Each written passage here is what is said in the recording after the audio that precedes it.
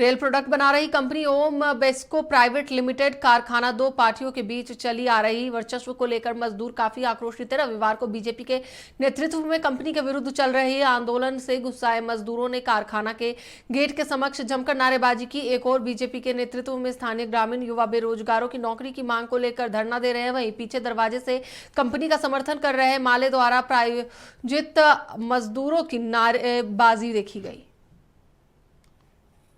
ये लोग भाजपा पार्टी बोल रहा है ये चाहिए, ये मतलब रोजगार रोजगार चाहिए। हम लोग सब तो नौकल है, 80% यहाँ पर नौकल है और 20% बाहर खाली है। तो उन लोग का जो मांग है वो गलत है। हाँ, उन लोग का जो मांग है वो गलत है। वो लोग मनमानी कर रहा है। ये गलत सामने दुर्गा पूजा भी है, वो भी सामने दुर्गा पूजा भी है, इसे कर रहा है वो लोग।